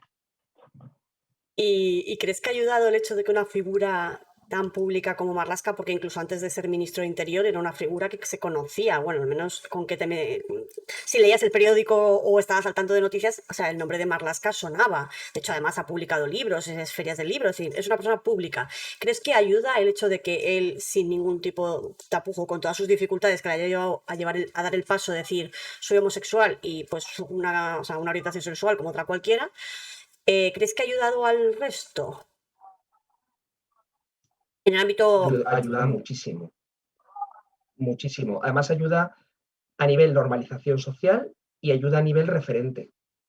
Ayuda a saber que por el hecho de que tú seas homosexual o bisexual o transexual, en este caso homosexual, no te va a impedir llegar a ser ministro, que es un cargo, pues bueno, importantísimo, y más ministro del Interior, ¿no? Que es además el ministerio que, digamos, que desde un punto de vista rancio, muy masculino, porque estás en constante relación con la policía. Es quien manda, la policía es el Ministerio de Interior, es como el Ministerio de Defensa, ¿no? Que son ministerios como más, desde un punto de vista tradicional y de roles de género, más masculino. Igual que a lo mejor el Ministerio de Educación, pues se podría decir que es un ministerio más de mujeres. Pues el Ministerio del Interior, que es un ministerio de constante relación con la policía, con las fuerzas y cuerpos de seguridad del Estado, que haya un hombre homosexual al frente, igual que cuando se puso a Carme Chacón, que era una mujer embarazada y catalana, al frente del Ministerio de Defensa, pues es, para mí es estupendo porque ves que hombres con los que tú te identificas pueden llegar a ocupar el puesto que quieran independientemente de su orientación sexual. Pero eso pasa con esto y pasa con las mujeres muchísimo. Es muy importante los referentes, que las mujeres pueden, las niñas pequeñas vean que hay mujeres que son presidentas de gobierno, que son astronautas, que son físicas nucleares, que son ingenieras de caminos, son informáticas y que pueden llegar donde ellas quieran. Igual con la gente de color. Cuando tú ves que una persona de color llega presidente de gobierno de Estados Unidos, Barack Obama, pues la gente de color pues tiene otras aspiraciones porque ve que es posible, que es factible. Entonces, a nivel referente, pues ese tipo de perfiles son muy importantes y muy necesarios. Volviendo un poco al tema cultural, eh, sabemos que te gusta ir de cañas como forma de despensarte. Te gusta Celine Dion. Te gusta o sea, entiendo que te gusta el cine y las series. Dime la última serie que has visto que dices, ¡buah! Me ha encantado. La última serie que he visto y he dicho, ¡buah, me ha encantado! Es It's a Sin, que es una serie sobre el VIH y el SIDA durante los 80 en Reino Unido, que además está protagonizado por Ollie Alexander, que es el vocalista de Years and Years, el grupo que te decía antes, que es cantante y es actor. Y es una serie muy dura, pero es fantástica, las interpretaciones son buenísimas. Y bueno, yo como gay, evidentemente, es un tema que me interesa muchísimo porque es una enfermedad, pues eso, ahora es una enfermedad que está cronificada, pero en su momento era una enfermedad mortal que la cogió muchísima gente, porque no se sabía cómo se transmitía, ni se sabía ni siquiera de su existencia. Y bueno, pues es una enfermedad terrible que en ese momento no solo implicaba una sentencia de muerte, sino implicaba una exclusión social y un estigma social enorme. Entonces, añadido a que eres homosexual y que ya de base igual te han echado de tu casa, añádele una enfermedad infecciosa, que transmisible, que lo cogían inicialmente básicamente personas homosexuales y que la sociedad te daba de lado totalmente. Y eso lo veo durísimo y horrible, y además yo me pongo en esa situación y que yo podría haberla cogido perfectamente si yo en vez de haber nacido en el 86, pues hubiese nacido en el 70 o en el 75. Y entonces haber estado viviendo en la etapa en la que se transmitía libremente, nadie lo sabía, y de repente un día para otro la gente empezó a fallecer, a tener una enfermedad con manchas en la piel, y bueno, y no solo eso, sino que además desde los poderes públicos se ignoró mucho esta enfermedad porque el colectivo al que afectaba, que eran sobre todo homosexuales y prostitutas, y politoxicómanos que utilizaban drogas inyectables, eran colectivos sociales que no interesaba proteger. O sea, si hubiese sido una enfermedad que en vez de afectar a estos colectivos hubiese afectado a hombres heterosexuales blancos, ya verías tú cómo se hubiesen puesto las pilas mucho antes. Se hubiese puesto, mira el coronavirus. El coronavirus, hemos sacado la vacuna en un año. ¿Por qué? Pues porque se han invertido miles de millones, de billones de euros en su investigación, y porque es una enfermedad que afecta a países del primer mundo y a toda la población transversalmente. O sea, a todo el mundo, mayores, pequeños, y además es una enfermedad que se transmite por el aire, o sea que ni siquiera hace falta una transmisión sexual. Entonces, en aquel momento, en los 80, en la que una enfermedad de transmisión sexual, es decir, que se transmitía únicamente a través del sexo, y sexo entre hombres, que era como lo más despreciable del mundo, pues era como, chicos, es tu culpa. Es que es Dios te ha enviado esta enfermedad para que te mueras porque te has acostado con otro hombre. Y eso es el gran drama de los años 80. Y es que a mí es que vamos, es que esas series, como la película Filadelfia de Tom Hanks, o Pose, la serie también de Ryan Murphy, son series que lo reflejan mucho y que a mí es que me dan escalofríos de pensar que me podría haber pasado a mí, y que te da, vamos, que es que te morías al año y en la más absoluta soledad, la mayor parte de la gente, y en fin, un horror. Pero la serie es fantástica. Es cierto que yo la tenía ahí como en plan de esta serie, además creo que es de HBO, ¿sí? Si no me equivoco. Sí, Eh, pero además es miniserie, ¿eh? Son como 6 capítulos o 5 capítulos. Pero siempre me ha resultado muy interesante cómo ha reflejado. He visto Pose, Filadelfia es una de mis películas favoritas porque uno es de abogados, obviamente, pues tira el tema.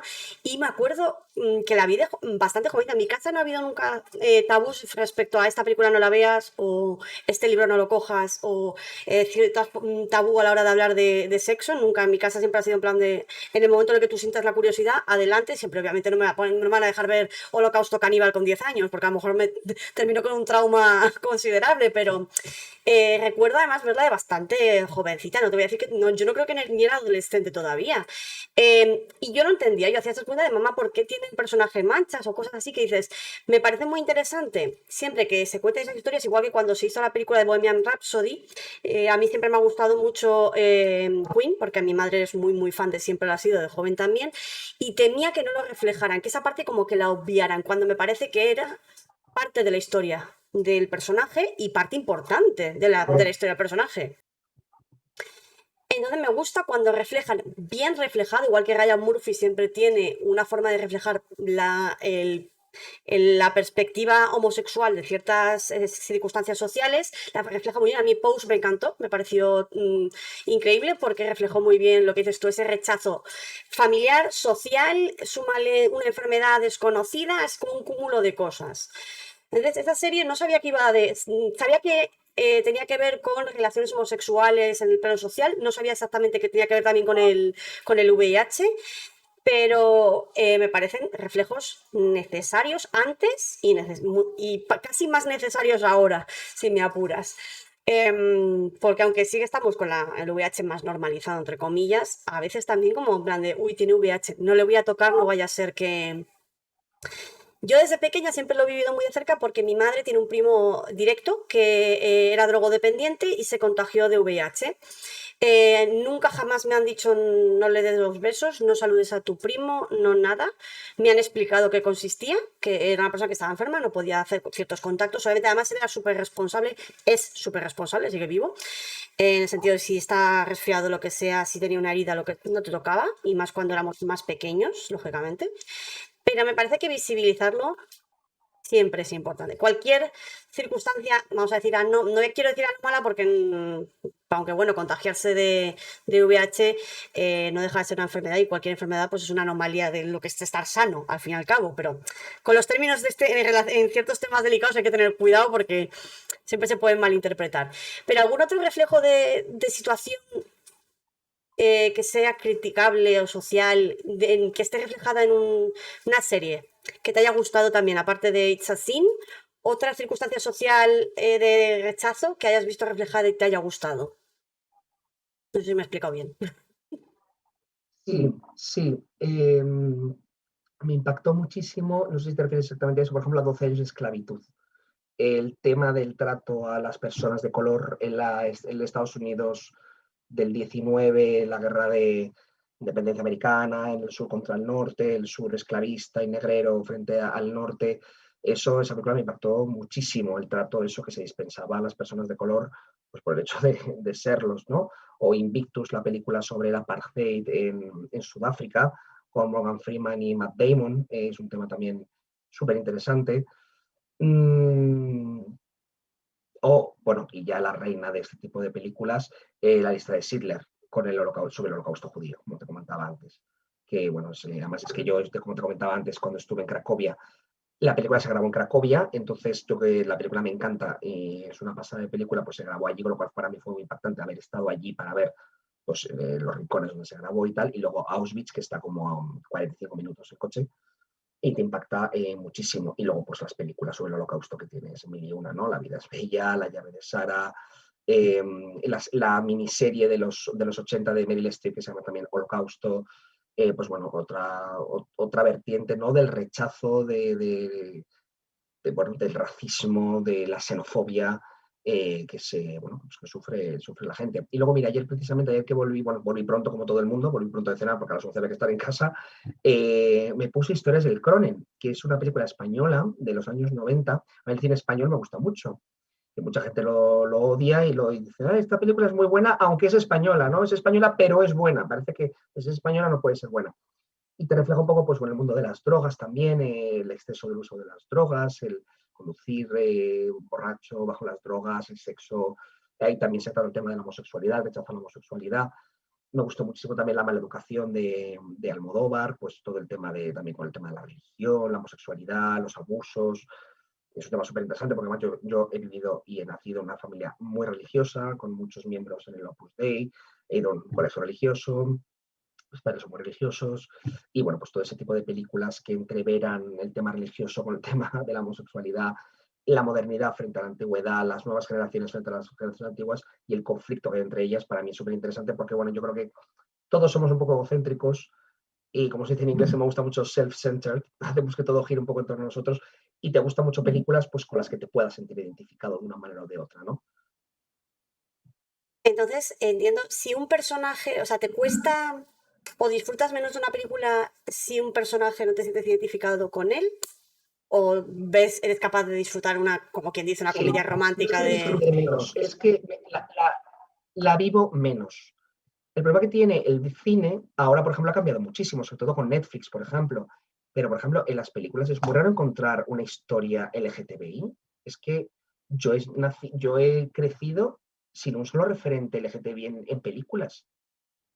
Nunca había un personaje gay y si lo era malo, era un personaje malo, o era malvado, o se reían de él, o se suicidaba, o le marginaban, o sea, nunca había personajes positivos, no había referentes, que es lo que te decía yo antes, no había referentes en el cine que dijese yo, coño, fíjate, este personaje es gay y es un superhéroe y le va todo genial y encuentra el amor. No, no salían. Y cuando salían era mega trágico y mega dramático, tipo Brokeback Mountain, que fue yo creo la primera película que vi como con personajes gays abiertamente y acaba fatal. O sea, no quiero hacer spoiler, es una película de hace 15 años, pero es una película que acaba terriblemente mal y es tristísima esa película, pues como esa es la mayoría. Entonces, pues unas películas que tratan mucho la transexualidad, pues la serie de La Veneno, que es fantástica, que la he visto también hace poco, son películas siempre que nunca tienen un final feliz, porque es que en la realidad es raro que un personaje LGTBI tenga un final feliz.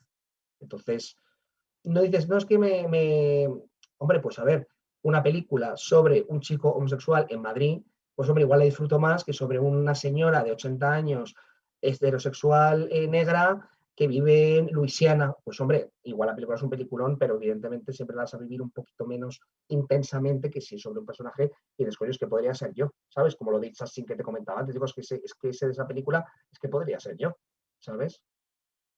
No, es cierto que pues conectamos mucho más fácil si nos sentimos identificados, pero en cualquier aspecto, es decir, la música, el cine, el arte, tú no lo ves, no disfrutas igual las cosas si no tienes un vínculo de conexión y qué mayor vínculo de conexión que sentirte identificado con el personaje. En el ámbito Ujú. literario, no sé si eres muy lector, pero en el ámbito literario, ¿te ha pasado, ¿te ha pasado encontrar un personaje con el que hayas conectado o una novela que te haya marcado? Sí, hay muchas novelas que me han marcado. También depende de la edad a la que lo leas y también de tu estado anímico.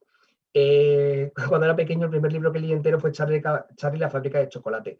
Me encantó porque el protagonista es un niño que tenía mi edad, que tenía 8 años, y además se llama Charlie y yo soy Carlos. Entonces, incluso el niño en las ilustraciones que se parecía a mí físicamente. Entonces, aquello era como, Dios mío, es que soy yo el niño este que va a la fábrica y le regalan una fábrica entera y con la imaginación, ¿no?, de Roald Dahl al reflejar esa fábrica con cosas brutales.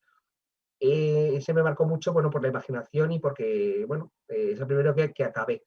Luego, ya más en la adolescencia, me encantó Los Renglones Torcidos de Dios, que es de Torcuato Luca de Tena, sobre un manicomio, que es súper interesante también. Y luego, últimamente, he leído varios libros que me han gustado mucho. Un libro que me ha gustado especialmente, además fue a través de Twitter que lo conocí, que se llama No estamos tan bien. No es una novela, es un ensayo, es un docuensayo en la que Rubén Serrano habla, creo que son como 30 capítulos, con diferentes personas del colectivo LGTBI.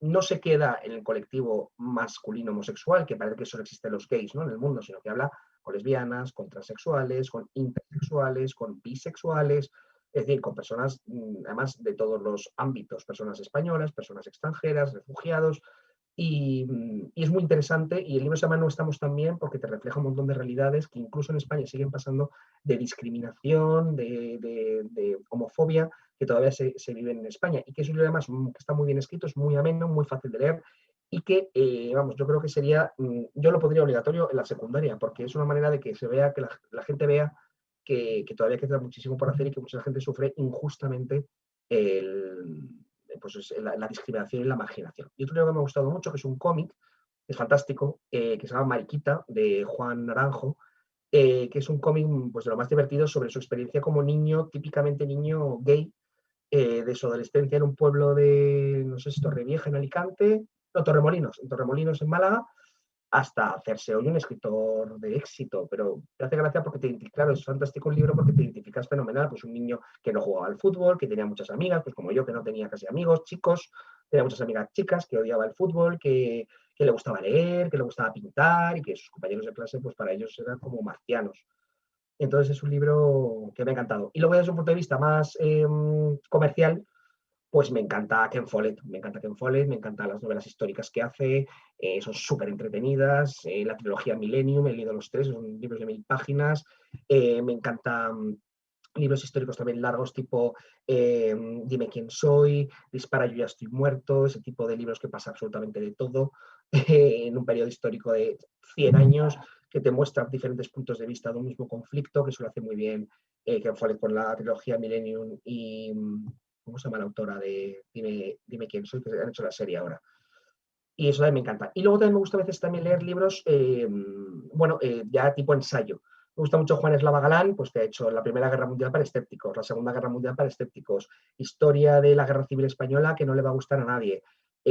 O sea, libros históricos que te lo cuentan con un puntito pues de ironía, con alguna anécdota divertida, que te lo hacen como, y luego que no toma partido, pues está muy bien, porque la guerra civil, pues bueno, como todos sabemos, es un tema que no está superado en España, siempre todo el mundo lo cuenta de manera partidista y de manera, pues como más le interesa al bando al que pertenecieron sus abuelos, y pues bueno, te dice pues las cosas de los dos bandos.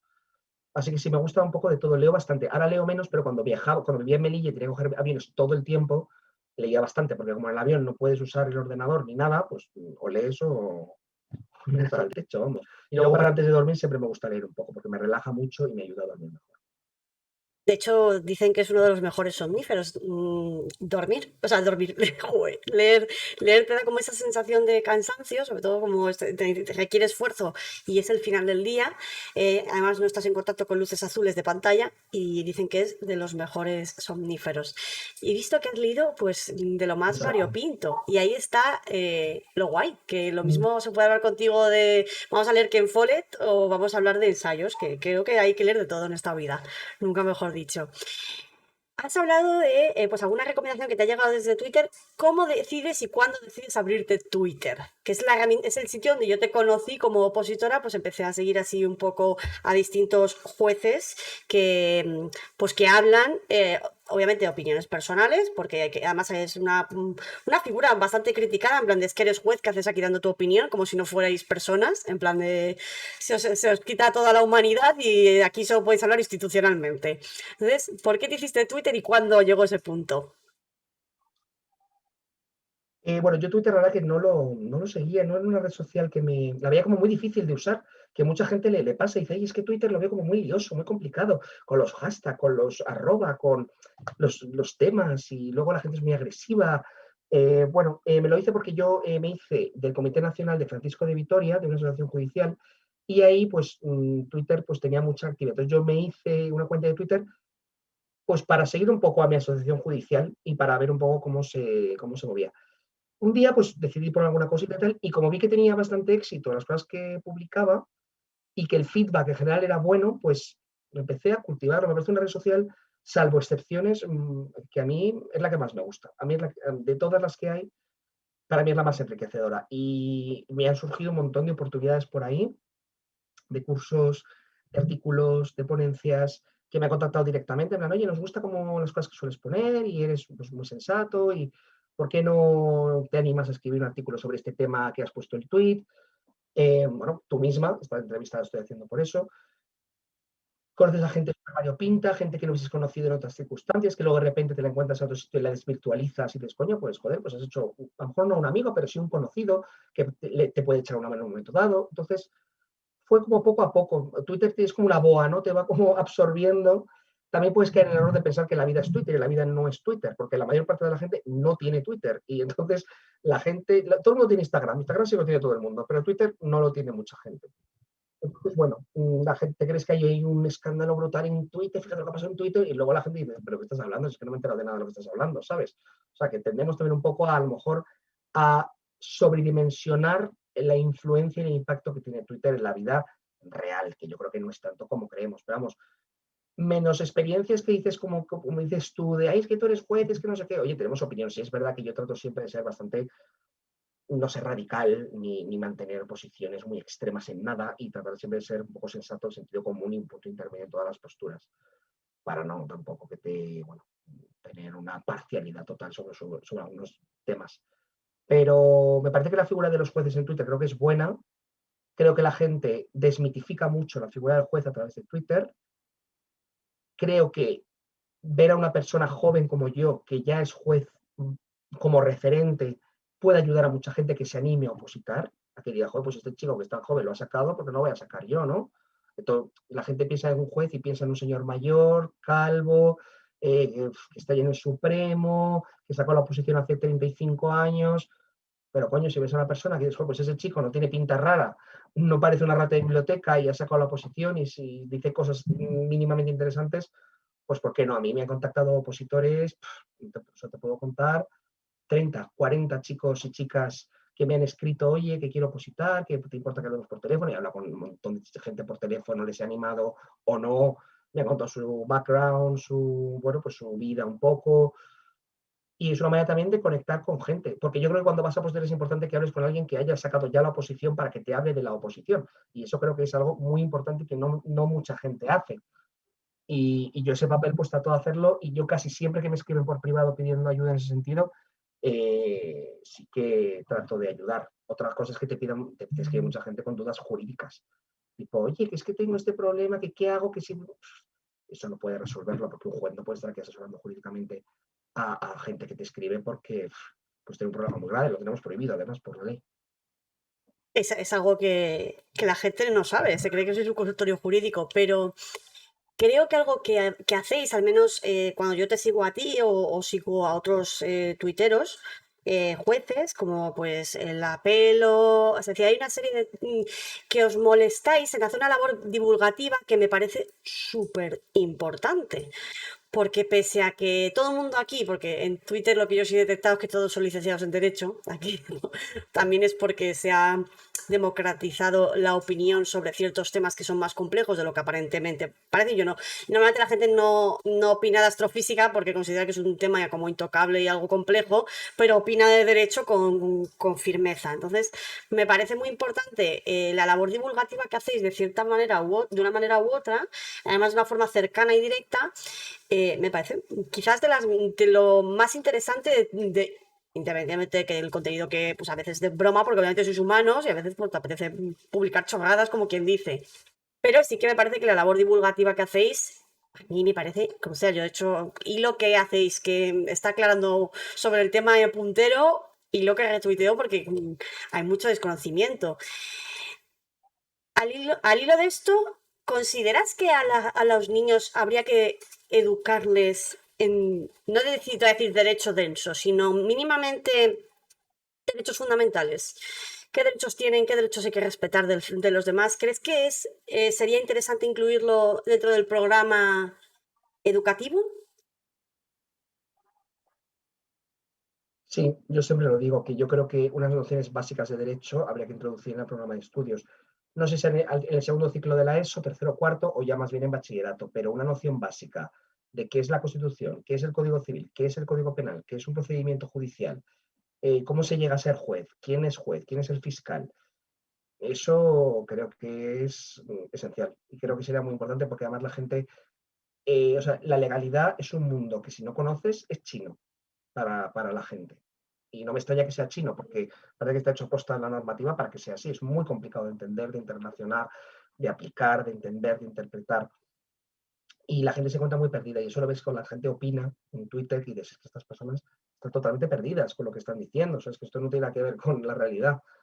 Y bueno, creo que ciudadanos más formados son ciudadanos más fuertes, que se dejan engañar menos fácilmente, y ciudadanos más difíciles de engañar y menos manipulables. Y por ello, peores para los políticos.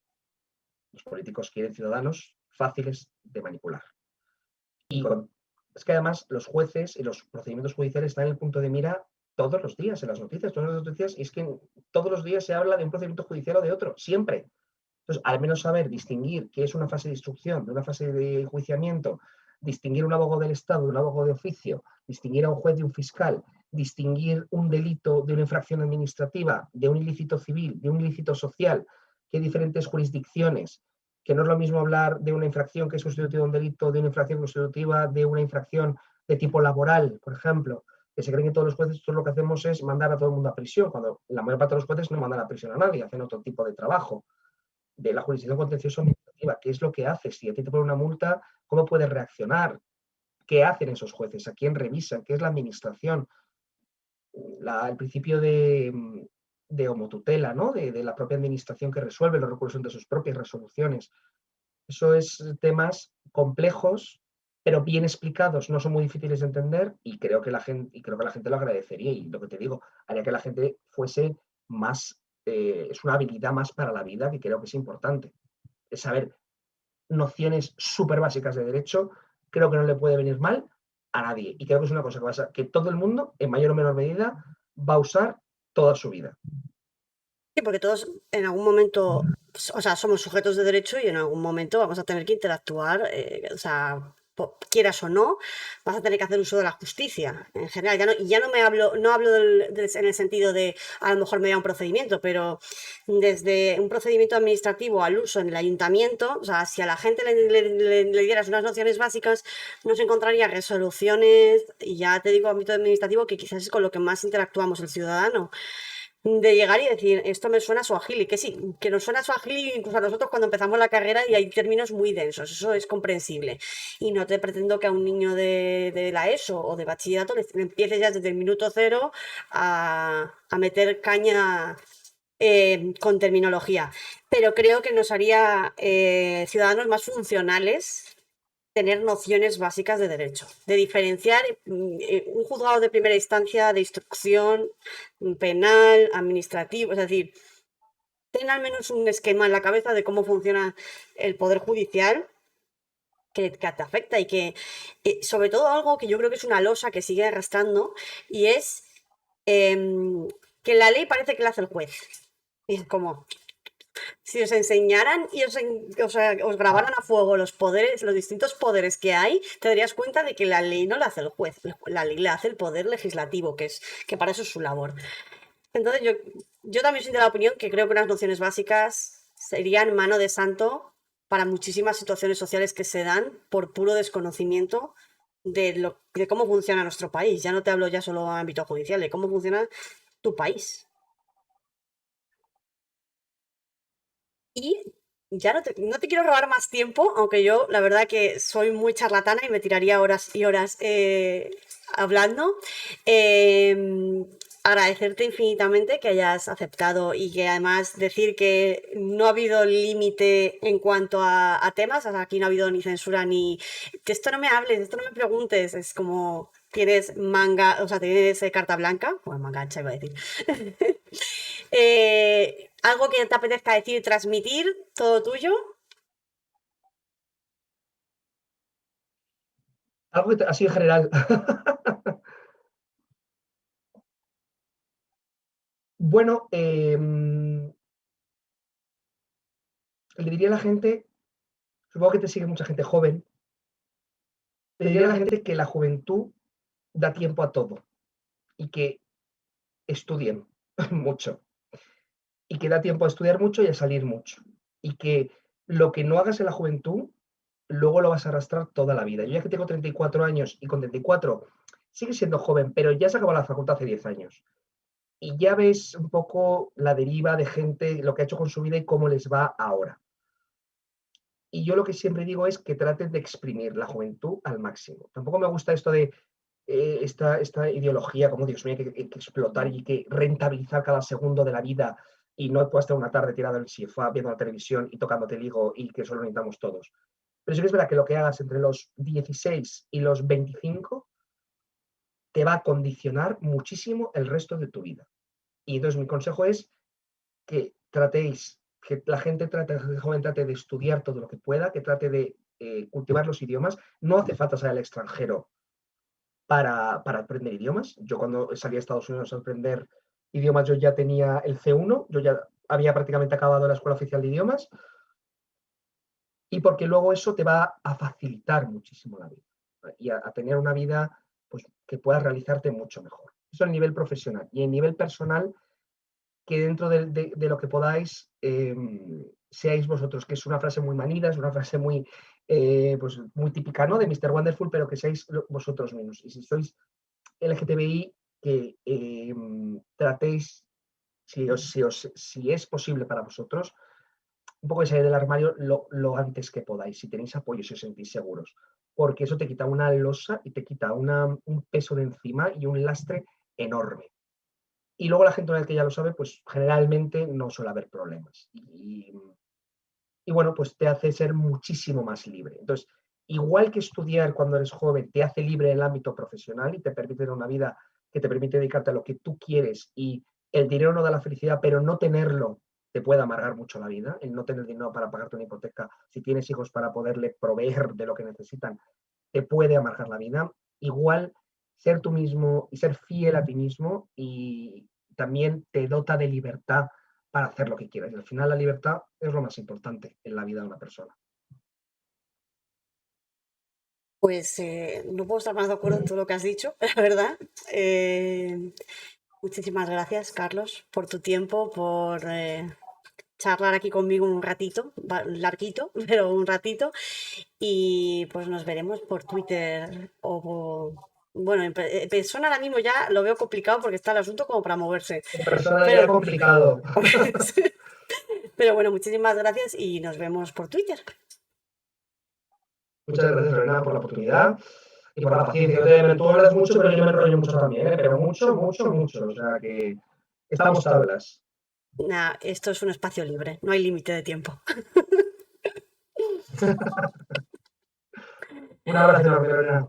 Igualmente.